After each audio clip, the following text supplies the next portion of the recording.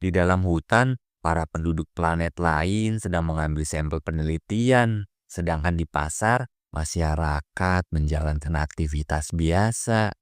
Namun seketika waktu pun terhenti. Itu karena kekuatan dari Dominjun. Dan hanya ialah yang dapat bergerak. Sang gadis kecil pun disuruh membaca tentang macam-macam kematian oleh sang ibu. Padahal usianya barulah 15 tahun.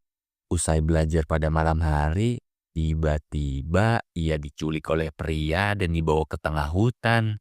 Melihat si pria misterius sedang menyiapkan tali, aku pun berusaha lari melawannya. Sudah cukup jauh dari kejaran sang pria, ia malah mencoba menyerangku. Namun, tiba-tiba saja sang gadis menghilang dengan sekejap. Ketika terbangun, aku terkejut melihat seorang pria yang ternyata dahulu juga ia menyelamatkanku. Kini adalah kedua kalinya. Berniat mengenal namanya, justru ia menampakkan kekuatannya dengan melayang di udara. Sang gadis pun memberikan pengait rambut warisan keluarga kerajaan. Dan di masa sekarang, pengait rambut itu dipajang di sebuah museum bersama barang-barang kuno lainnya yang dahulu adalah sumbangan dari orang tidak dikenal. Di depan lift, mereka pun saling berhadapan. Dan Che Songyi menanyakan, sebenarnya usiamu sekarang sudah berapa tahun? Kenapa kamu bisa mendapat gelar profesor di usia muda?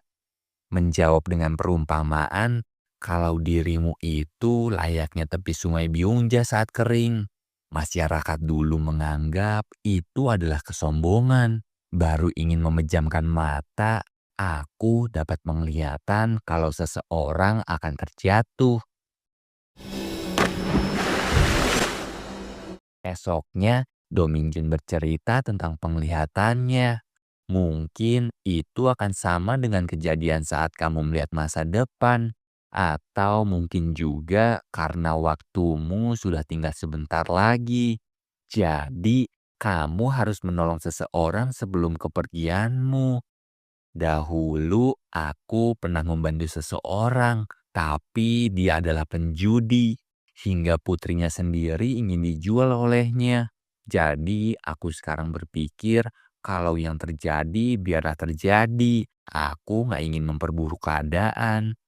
Berjalan layaknya mega bintang, Song Yi sambil menaikkan dagunya di depan Dominjun. Karena di depan sana sudah banyak wartawan menungguku untuk syuting kegiatan hari-hariku.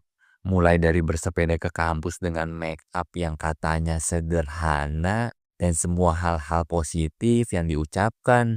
Jadinya seluruh wartawan pun memuji kesempurnaan Jo Song Yi. Hingga sesampainya di dalam kelas, semuanya mengumpulkan tugas. Dan kini giliran tugas Song Yi yang akan diperiksa. Ternyata sang dosen menegurku kalau seluruh hasilku adalah penciplakan total. Berusaha meyakinkan kalau ini murni hasil tulisanku sendiri, sang dosen menjelaskan seluruh jawaban ini dengan rinci beserta bukti. Di tengah penjelasannya, ia menyebut kalau Song Yi memang ahli menciplak, tapi tidak pintar mengelabui. Jadi kamu mendapat nilai 0. Apa kamu keberatan?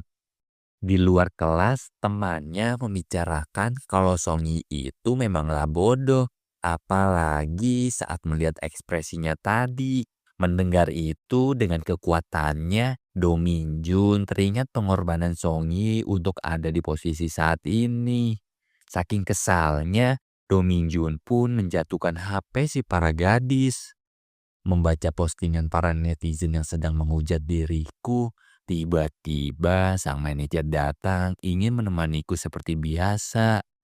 Namun aku menolaknya dan ingin sendiri sambil berpikir kenapa sang dosen itu bersikap jahat. Ditambah pula notifikasi pembayaran dengan nominal besar dari sang ibu yang selalu menghabiskan uang. Di toko barang mewah, sang ibu yang sedang berbelanja diberitahu kalau anakmu akan mengadakan acara spesial. Tapi kenapa kamu nggak tahu? Bukankah kamu ibunya? Melihat postingan tentang hujatan kepada Song Yi, pria yang bernama Wee Kyung alias karyawan kantor baru ini pun geram dengan gosen yang memberi nilai nol. Dan saat atasannya ingin memesan minum, ia malah nitip minuman itu kepada sang atasan. Jadi emosilah mereka semua. Ditambah, ia sengaja pergi meninggalkan kantor lebih dulu. Di dalam mobil, Song Yi mengingat foto kenangan masa lalu di dalam dompet. Wanita penjaga perpustakaan pun yang sedang membaca hujatan kepada Song Yi berniat menambahkan komentar lagi. Namun seketika malah orangnya yang muncul secara tiba-tiba. Song Yi pun meminta soju dan ramen kepada teman sedari zaman sekolah.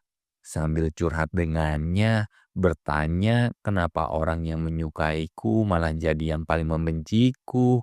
Aku juga kesal dengan dosen itu.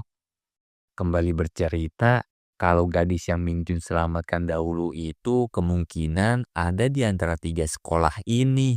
Semisal kita mendapat buku tahunan sekolah, kita akan menemukan gadis yang kamu cari. Tapi paman gak perlu serepot itu. Aku ingin bertemu dia jika memang ditakdirkan bertemu. Kalau aku pergi tanpa bertemu gadis itu, berarti memang bukan takdirnya. Baru sebentar bersantai di ruangan, tiba-tiba di depan ruanganku ada Song Yi yang berusaha membuka pintu dengan kondisi setengah sadar. Daripada sifat gilanya makin muncul, aku pun membuka pintu dan mengingatkan kalau ini adalah tempatku. Namun ia malah masuk mengabaikan omonganku dan langsung terkapar di sofa secara berantakan.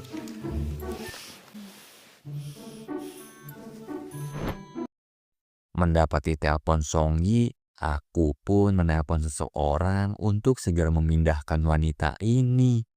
Cemburu maksimal melihat wanita pujaan hati ada di apartemen tetangganya, Wee Kyung pun meminta ponsel Min Jun karena bisa jadi ia memfoto kejadian negatif ini. Karena pertengkaran mereka, Song Yi pun terbangun dan dipindahkan ke ruangan. Dengan kekuatannya lagi, Min Jun pun menutupi tubuh Song Yi dari kejauhan. Melihat Song Yi meminjamkan mata, Wee Kyung pun merasa punya kesempatan. Namun Song Yi langsung tersadar dan mengatakan kalau akan membunuhmu dan mengusir pergi. Di luar sana, Saemi terus berusaha menelpon Wee Kyung. Namun ia minta maaf dan mengatakan kalau lupa sudah punya janji dengan Saemi. Karena barusan Wee Kyung lagi bantu Song Yi yang nyasar ke rumah tetangga. Merasa jadi lapisan kedua, aku pun hanya bisa terima keadaan. Melihat dompet Song Yi yang tertinggal di ruanganku, Min Jun melihat foto masa kecilnya yang sangatlah mirip dengan gadis yang kucari selama ini. Min Jun pun dengan kecepatan penuh melaju. Sedangkan Song Yi yang sedang berdandan diberitahu kalau wajahmu itu sedang membengkak. Lebih baik kamu tunda saja syutingnya. Bercermin di toilet, Song Yi bertemu dengan Yura. Ia bertanya, kenapa kamu nerima kerjaan ini setelah tahu Yura juga ada di sana? Padahal biasanya kamu tolak acara seperti itu. Aku ini memang bodoh, tapi tahu banyak. Series drama yang kamu mainkan kemarin berakhir dengan rating 4% kan? Aku sungguh kasihan kepadamu. Itu sebabnya aku kemarin menolak bermain di sana. Dan satu lagi, sebenarnya aku tahu kalau kamulah yang menyebarkan gosip murahan ke media. Sejujurnya, aku ingin melaporkan terkait nama baikku.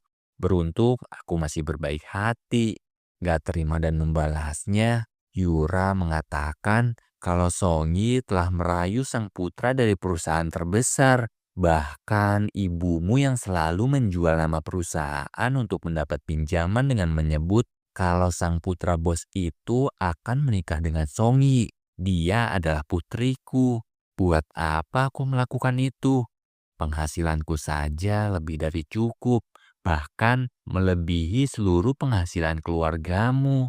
Kesal ingin menyerang, tiba-tiba Do Min Jun datang menghentikannya. Terkejutlah seluruh orang di sana. Ditambah lagi, Ia menunjukkan hal tidak biasa dan pergi begitu saja. Di luar ruangan, Songyi terus saja mengatakan tentang kejadian semalam. Jadi maklumilah. Tetapi Minjun hanya diam memperhatikan, lalu menanyakan siapakah gadis yang ada di foto ini. Namun Songyi nggak mau menjawabnya, ngebuat Minjun bersikeras memaksa minta jawaban dari Songyi.